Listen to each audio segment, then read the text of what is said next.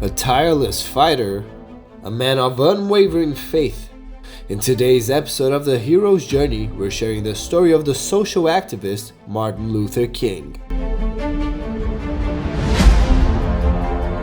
The son of pastors and growing up in a deeply religious family environment, Luther King followed the path of faith. After graduating theology from Boston University, Martin Luther King, at just 22 years old, took on the role of a pastor at a church in Alabama. Even at a young age, Martin quickly became aware of the social and racial segregation that Black Americans lived under, especially in the southern states. He was deeply troubled by the way he and his peers were treated, always with inferiority, injustice, and violence. As the years passed, the situation became increasingly chaotic, and he decided to actively participate in a resistance movement for racial and social equality in the USA. At 36 years old in 1955, he began to lead the fight for the recognition of civil rights for Black Americans, drawing inspiration from Mahatma Gandhi's protest methods. This approach to protest, which adopted peaceful methods and believed in the power of civil disobedience rather than violent conflicts, also inspired Nelson Mandela's struggle against apartheid in South Africa. By the way, we've already shared Nelson Mandela's journey on our channel in case you want to learn more about his incredible life mission as well.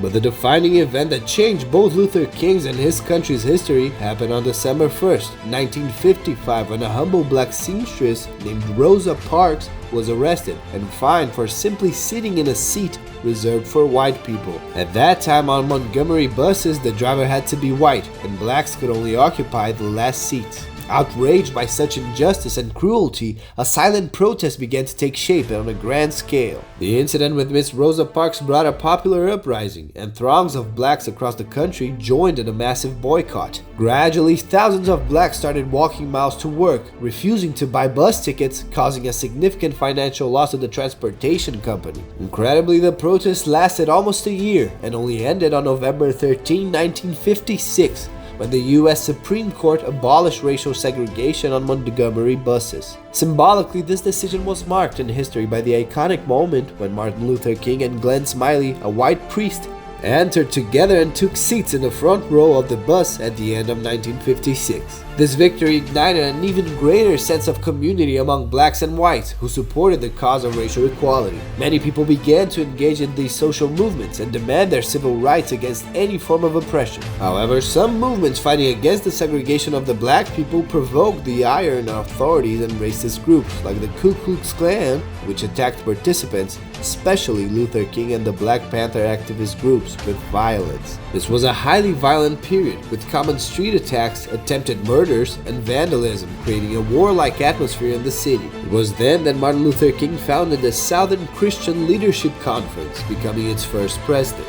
More organized and strategically, he began to organize campaigns for the civil rights of black people. Finally, in 1960, with greater political influence and popular support, he managed to open access for blacks to public parks, libraries, and lunch counters. It's hard to imagine that just a few decades ago, there were places exclusively for whites and forbidden for blacks. But the most emotional episode in the fight for civil rights for black people happened in 1963. Luther King, along with his allies, had the idea to create a massive march on Washington, D.C., the U.S. capital. What he didn't expect was for the march to attract hundreds of thousands of people.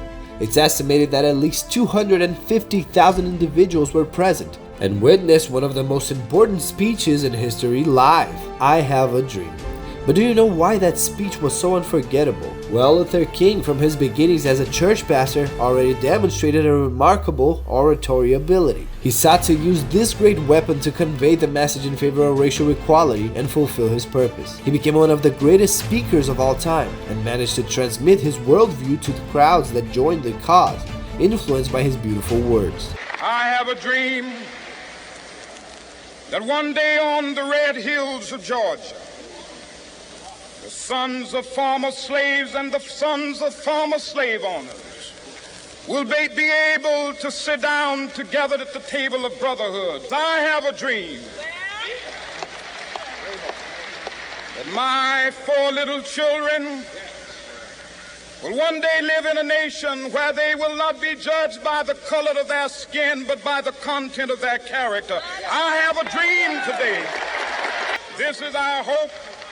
And this is a faith that I go back to the South with.